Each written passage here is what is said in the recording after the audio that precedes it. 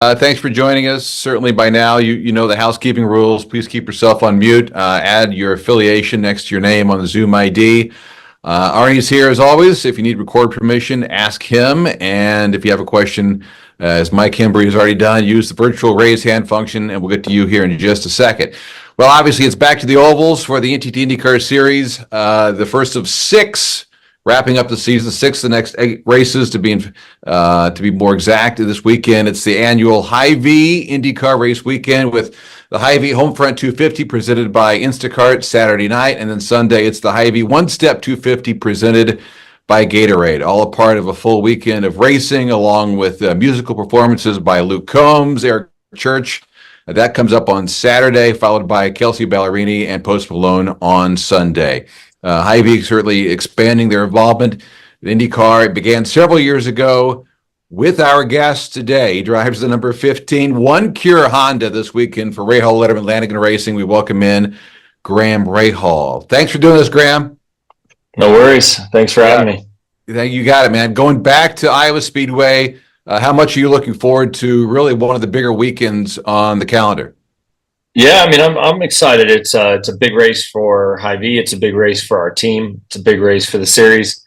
Obviously, great musical acts and an entertainment this weekend. Doubleheader Saturday night race. Sunday is kind of an early race, which is a little bit of an anomaly. I think what is 11 a.m. or just after? Noon Eastern. Yeah, it was noon on NBC. Yeah. So 11 something. But I'm excited to go back. Obviously, Randy, Jeremy, Aaron, Donna, Matt, Anna. The list goes on of people at Hy-Vee who have done just an amazing job to, put this together year in, year out.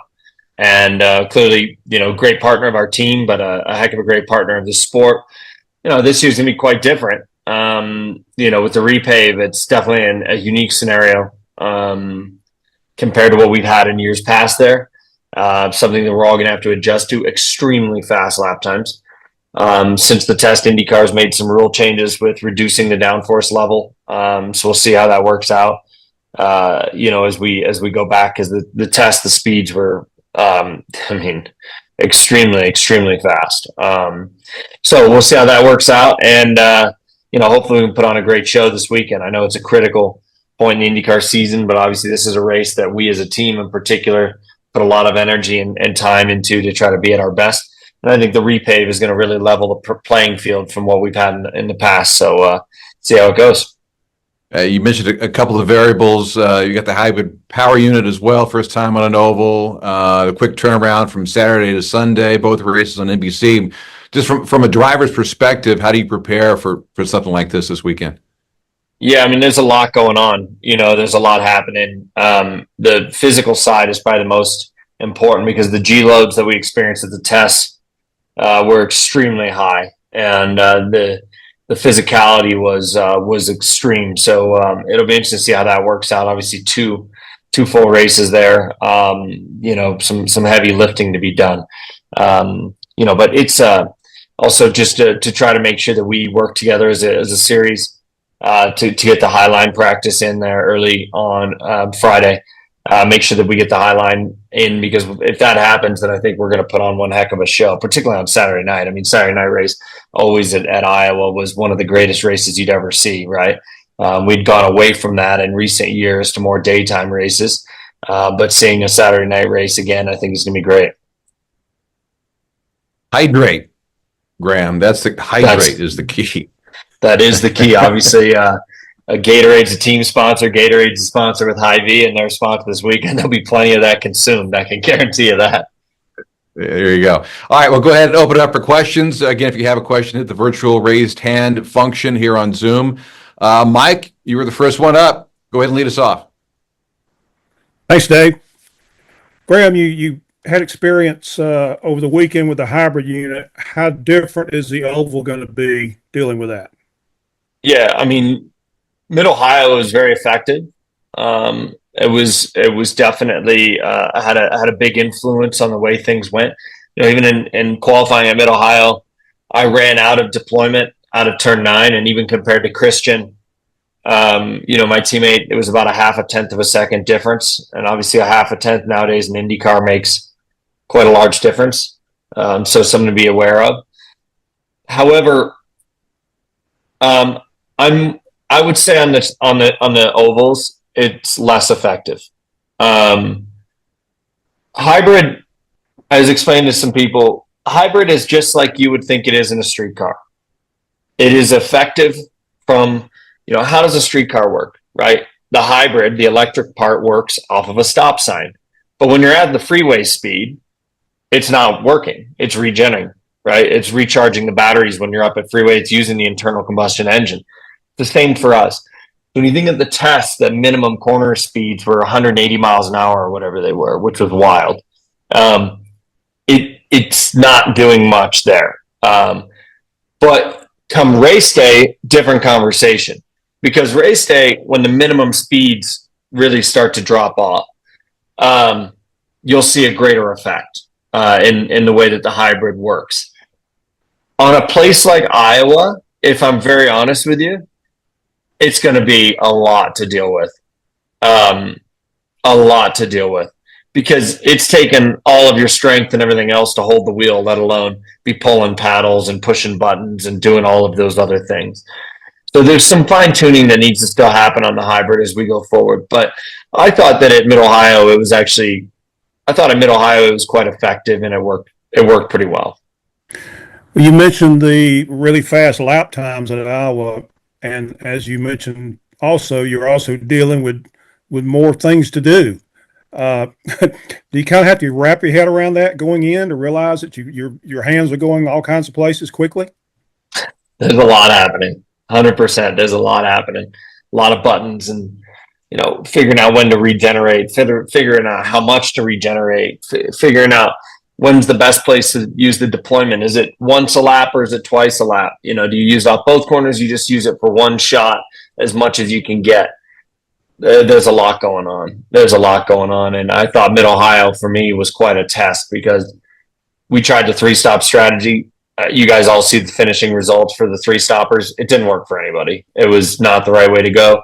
But because of that, we ended up driving every lap as if it was qualifying and, pressing those things and pushing buttons and figuring all this stuff out, reducing the amount of regeneration in the engine. And there's a lot happening in a short period of time, and it's a very hard thing to transition to in the middle of a season like this.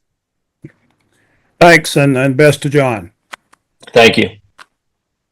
Thanks for checking in, Mike. Let's go Joey Barnes, and then Jenner, you're up after that. Go ahead, Joey. Hey, thanks, Dave. Hey, Graham. So I didn't necessarily think this was a fair question to ask in Mid-Ohio. I kind of wanted to get a race through it, but I was just kind of curious. We head into Hy-Vee's race, and now it's a race removed from the news that Christian is leaving the team. I was just kind of curious what the morale was within the team.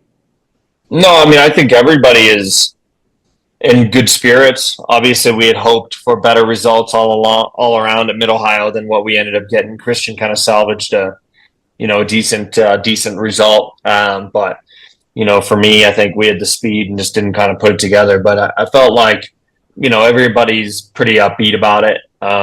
We've got the team's got great opportunities ahead for drivers. So I don't think that's what the main focus is right now.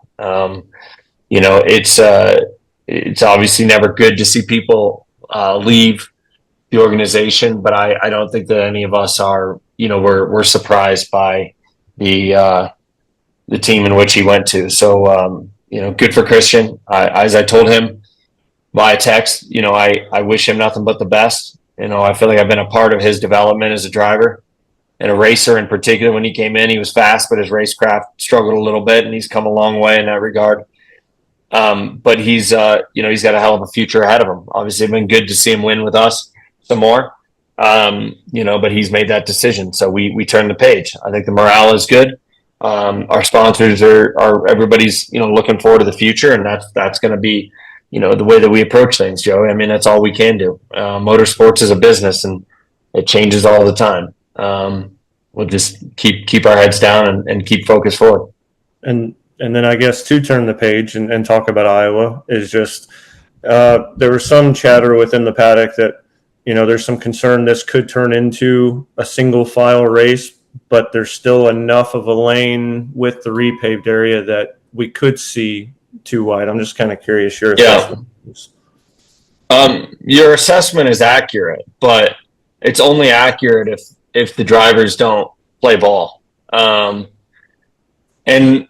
when I mean play ball is, we've got our highline practice Friday, first 30 minutes of practice. And if the guys decide that they're going to do highline practice and, run low or do whatever kind of gamesmanship they all played the last couple times we've done this, then we're not doing what's in the best interest of the sport. But I don't see that happening. I think everybody knows that the second lane can come in very quickly. If you had gone to the Iowa test when we started the morning session, it was gray. It was even though NASCAR had just been there, it was very little rubber down. By the middle of the afternoon, it was black. I mean, the bottom lane had gripped up a lot and applied a lot of rubber. And so what that tells me is we do that to the second lane and the same thing is going to happen. And it is in the best interest of the drivers. It's in the best interest of the teams. It's in the best interest of the series for Hy-Vee and for the race and for the fans to get the second lane to come in. And I think if we do that effectively on Friday, you immediately follow with an hour and a half practice in which everybody's going to want to run up there because you really don't have, while qualifying is critical, you don't have a lot of time to focus on that versus the race. You've got to get into your race running. And I think that the second lane will come in and it'll be fine. I remember Kyle Larson, his first test at Iowa, he texted me right away, said it was a one-trick pony. It was a one-lane racetrack. And then you watch the Iowa NASCAR race, that wasn't the case, and same thing though. They all work together. They apply that second. Of course, they've got their PJ1 or whatever they use. We do not have any grip applicator like that with Firestone, but the reality is it can come in. So I'm going to be Mr. Positive here, and I'm going to say that we're going to get that in, and we're going to put on a hell of a show like we typically do at Iowa. Awesome. Thanks, man. Best of luck. Thank you. Thanks, Joey. Jenna Fryer, Associated Press. Hey, Jenna. Hey, thanks. Hey, Graham. I wanted to ask you, it's off Iowa topic. Courtney and Brittany had encouraging posts this weekend. I just wanted to know how things are going and how you guys are holding up as a family. Yeah, I mean, everybody's good, Jenna. I mean, we're all hanging in there. It's been a lot of teamwork. Frankly, I'm not going to lie to you. That's why I was a few minutes late here because I've had very little time to be with my wife and with the kids. I mean, she's been off in Richmond. Obviously, I've been, doing dad duty, and so I came back last week from Mid-Ohio, and we basically had a day and a half before I leave for Iowa tomorrow. But everybody's hanging in there. It's everything that they've said in the statements is accurate, which is, that there's a long, long road ahead. I mean, there's a long road ahead. But he's, I guess Brittany's post, I didn't know that we were supposed to tell anybody or say anything, but I just read Brittany's post from last night that, that John is moving now to a new location. And, I'm sure that the family and the team will put something out shortly, but he is improving, and that's all we can ask for. At this time, that's pretty much where we're at. But like I said, it's a long road ahead, and,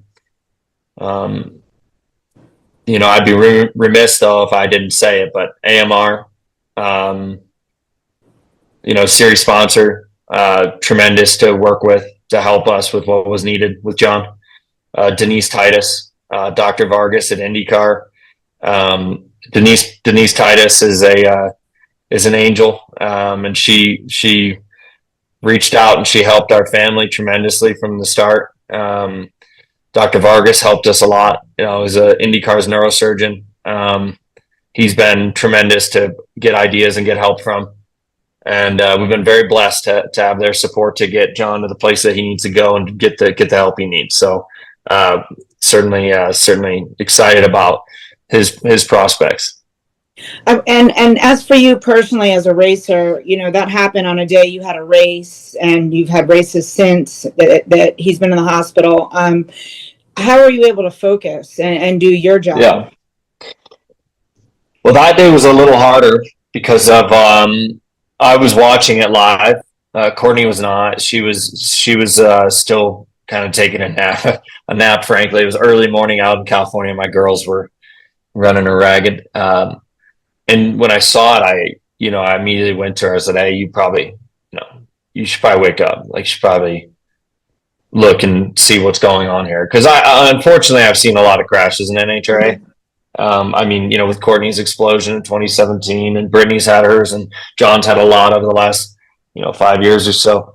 But when it's different, you can see it. We all saw it, and it's hard because at that stage, the reality was that we didn't know anything.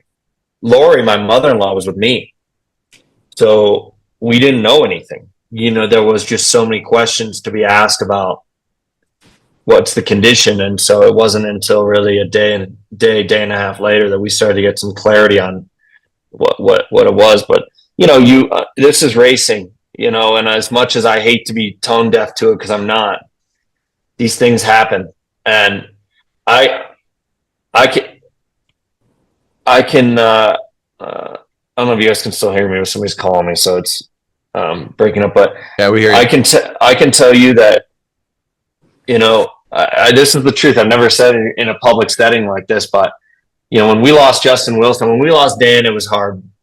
When we lost Justin Wilson, he was a very close friend of mine, and it took me years to kind of move past the mental side of sitting in a car, particularly at Indianapolis or at a super speedway, and not having a flash through like I said, I've never told anybody this, but not have some sort of, flash through my mind about Justin and those sorts of things. And so, on that given Sunday with John, it was hard, but you've got to do what you've got to do and go out there.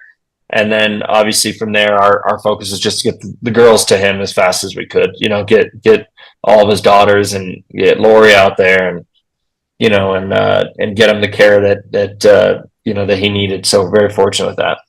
Did they go immediately, or did they stay at your race? Yeah, well, no, they were with me till the end of the race, and then basically got the kids home, and then got them sent off got Lori and Courtney sent off, which from where we were wasn't the easiest thing to get to Richmond, Virginia, I must admit. But we're all blessed to do what we do and to have the contacts and the people that we have. And I won't lie to you, I literally called the guys in NetJets and I said, "Hey, I need a favor and I need it like now." And 2 hours later, a plane was there and off they went. So I know that that's a very fortunate thing to have, but the reality was, in a situation like this, it made our lives, it made their lives a lot easier because the girls needed some clarity, So, and Lori's been there ever since. Courtney's coming back. Brittany's back out there in Richmond. So they're just going to have to rotate on and off for a while. So we'll see what their plans, see what it is in the future. Thanks, Graham. Thanks for sharing with us, and best wishes to your family. Thank you. Thanks, Jenna. Let's go, Philip from the Des Moines Register. Go ahead. Hi, Graham. Philip Jones here from the Des Moines Register. It's great to meet you. I've got a couple quick things for you, and also my thoughts have been with you and your family. So thank you. First of all, so Elio set the track record, the single lap qualifying track record of 17.2 seconds and 186.8 miles an hour in 2014. With the repave, do you think that we might see some track records fall this weekend? Well, at the test I did a 16.96 at the test or some 16.98, 6.96, and I was on a lap that was almost about 800s up on that before I bailed out due to some understeer. The car wasn't turning as much as I needed, but to be frank with you, they reduced the downforce level a lot from the test to now. At the test, we had some challenges with tire wear and stuff. The loads are just so high. And so to answer the question is, I would be surprised because of the fact, I think from the test, they took off 300 something pounds of downforce, which is a lot. And so I think it'd be very hard to be flat or almost flat as we were, frankly. But, I think the average speed at the test, the top was Colton maybe or somebody, and it was like 190 mile an hour average speed. I mean, that is screaming around a short oval like that. And then the other thing too, following up on what you said, you talked about with Kyle Larson a few minutes ago. I was at that tire test. He, Christopher Bell, and Brad Keselowski all told us at that test that they thought that the Cup Series race would be single groove, passing would be hard. That's pretty much the only thing that we heard going into that race. And then I think we got the best short track race in the last 3 years. What can IndyCar drivers, if anything, learn from the Cup Series race here?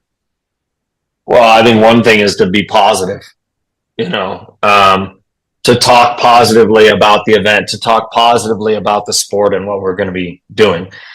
And then to work as one, work united as a group of drivers to make sure that we achieve that goal. I can just tell you right now, like if everybody goes out there on Friday and focuses on getting that high line in, I will guarantee you it will be in. But if people go out there and don't care, well, then it's going to be a challenge. That's just the reality of the situation. The thing that we don't have the NASCAR has is the PJ1, the grip application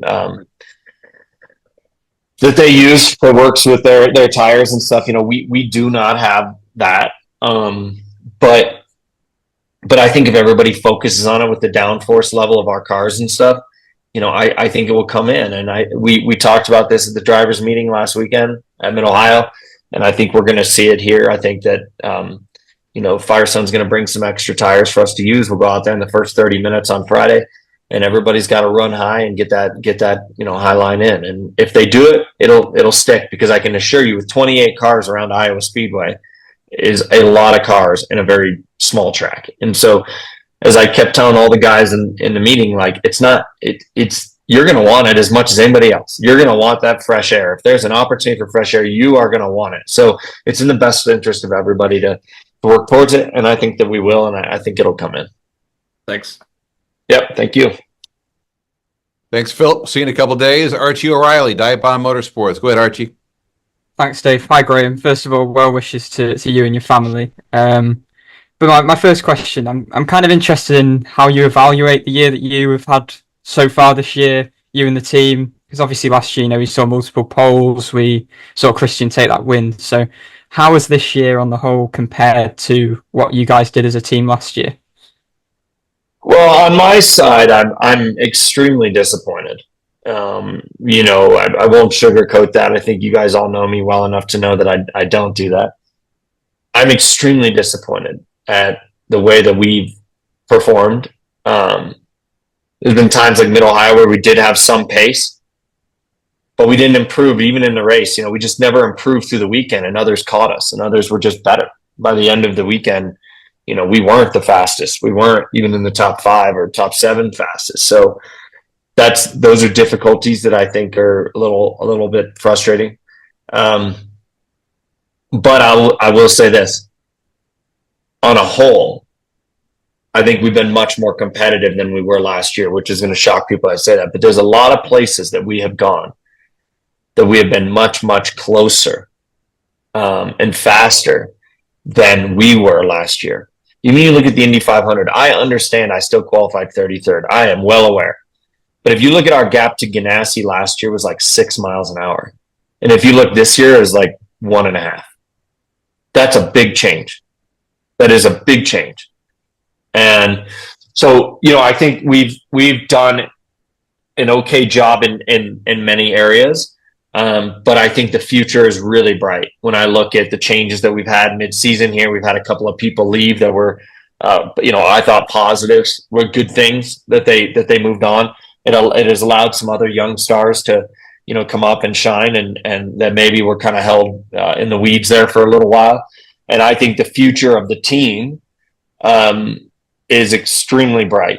Even if Christian moves on, that's not gonna, I don't think, detract us or take away, from what we've been able to do. I think the opportunities ahead are really good. So while I'm disappointed, I mean, we're 16th in points. If you look at our early season in particular, we just missed so many opportunities. I mean, fueling issues or, really untimely yellows. We're running well at St. Pete, running really well at Barber. They just absolutely killed our strategies. And that happens sometimes. It's just frustrating when it happens kind of like as consistently. mean, you look at Laguna Seca as well. I mean, we're probably finished not top 10, but right at it. And after where we started, you would have taken that at Laguna, but instead get caught up in somebody else's mess. And, there's been a lot of that this year, but in my position, unfortunately, I've been through that a lot.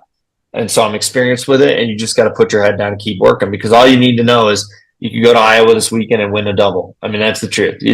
Things in this series are so competitive nowadays. It is so close at all times. That it's very, very frustrating, but it's also, cool to be a part of an era in motorsport like this that's as close as it is. And then obviously we've got quite a lot of oval races coming up, and a lot was made of the hard work that went into improving at the 500. And I guess we certainly saw that in the race. But obviously last year, I think it's probably fair to say there were maybe a few issues on shorter ovals too. So can any of that work from the 500 kind of translate, and sort of how confident do you feel going into this kind of swing of shorter ovals now to end the season? Yeah, I think a lot of it's a product of the oval itself, not necessarily the package, meaning like Iowa has always put on a great race. I get the Penske has dominated, but the mid-pack and everybody else, it was always an exciting race because there's a lot happening. Obviously Penske has a huge leg up when it comes to the dampers and the shocks that they build in the house. Go look at them on the cars. They look like aliens compared to every other damper on the, an IndyCar. They're a totally different thing. So they dominated, but that's gone this year at Iowa. I mean, this is a fresh take on what Iowa is going to be. I think that's great for the fans. I think it's great for the opportunity. Gateway was a better race in recent years, right? I mean, we started to get the second lane in 1 and 2, a little bit of movement there in 3 and 4. How does the hybrid come into play at Gateway? Because obviously Gateway, utilizing it there again, as I talked about earlier, very slow speed, turn 1 and 2. And so you'll have a greater net effect of the hybrid boost than you would, in say Iowa or Nashville, et cetera. And then, I think Milwaukee is a question mark. I'll be frank. I think Milwaukee needs some work from the package that we all tested there at. The tire was quite hard, very hard for the grip level that the track had. And IndyCar's aware, and they're working hard on the aero package and everything else that they can. And then Nashville's kind of an anomaly because Nashville is like a short oval that's not a short oval, right? It's high speed, concrete.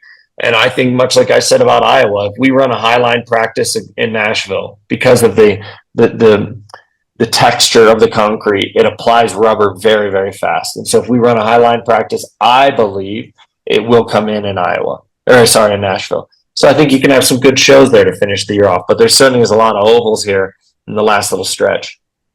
And do you guys at RLL feel like you are in a position to maybe be a bit more competitive than you were last year on these ovals? I think we have work to do still. I think Iowa, we can be very competitive. I feel strongly. But I think Milwaukee, we struggled as a team, point blank. I felt like Nashville, we were okay. We just did a tire test, so I only ran, a few sessions, to be honest. I barely ran, but we were okay. But I think, we still need to, it's an area that we need to improve. So we're going to work hard at it. Okay. Thanks, Ray. Thanks, Dave. Thank you. You got it. Thanks for joining us. Time for one or two more. Eric Smith, IndyCar.com. Go ahead, Eric. Yeah, thanks, Dave. Graham, I just got one for you. What's the mentality and maybe focus of a driver going from Saturday night under the light, well, start before under the lights, but prime time NBC race, fresh, to Sunday after 250 grilling laps, Sunday morning, hopping in the car, heat of the day, just kind of what's the mentality between a driver between those two races? Yeah, I mean, Saturday should be, a very competitive race because when the sun does start to go down, and the track temp will start to decline a little bit, the grip level of the surface changes a lot in a hurry. Whereas on Sunday, you've kind of got the opposite, right? It's going to kind of be heating up as the race goes on. So a little bit of a unique challenge in that regard. I think the biggest thing for me is to, I've set out on this mission to try to finish every race. I was disappointed in Laguna Seca to come 9 laps short or whatever. I can tell you that because this year we've been pretty consistent in that regard. And so for me, we want to make sure that we go out. First off, qualifying is important. We're gonna want to qualify towards the front, be with the good guys, and try to get rehydrated after that race. I mean, Saturday night. I mean, I know it's evening, but it's still going to be hot. and it's still going to be physically extremely demanding. So we'll see how it goes, man. It's going to be a very tough weekend coming off of, Mid Ohio, which on a physical standpoint was about the most physical thing I think I'd ever done. And so, be interested to see how it goes. And what are your emotions levels like hopping in that car Saturday night? Like, Indy cars are cool under the lights. IndyCar and nighttime racing, and just seems like everybody's more jacked up. Like, do you have to kind of come back a little bit before hopping in the car? I don't get too jacked up anymore. I'm pretty calm about, every scenario. I guess 300 races or whatever it's been will do that to you. But, you kind of know, you've been through you've seen it all.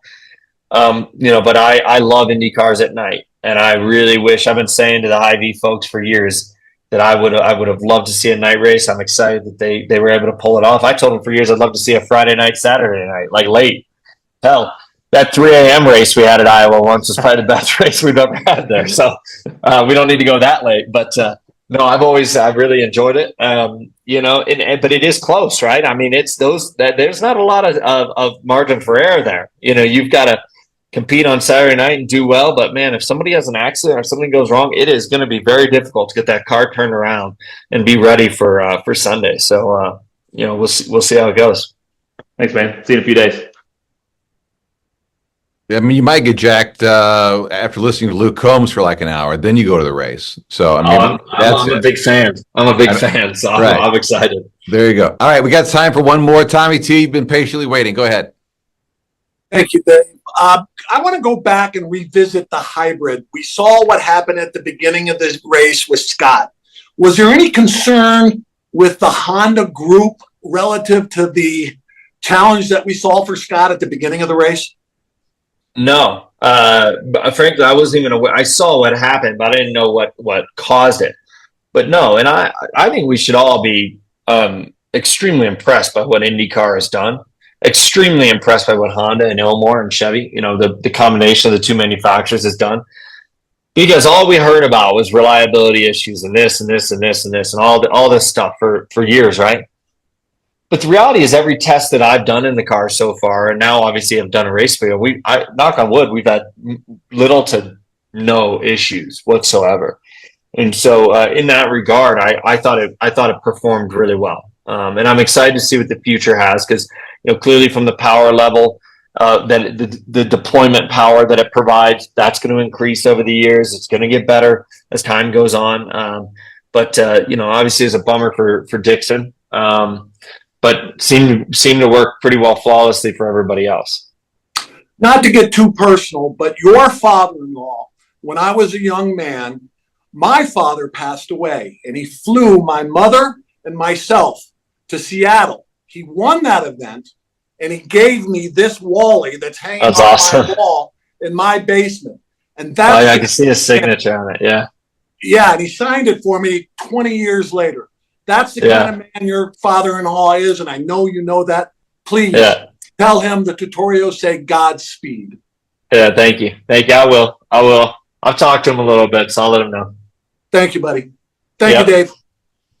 You got it, Tommy. Great story. Thanks for sharing that, and the trophy as well behind you. All right, we'll leave it there. Graham, safe travels. We'll see you in a couple days.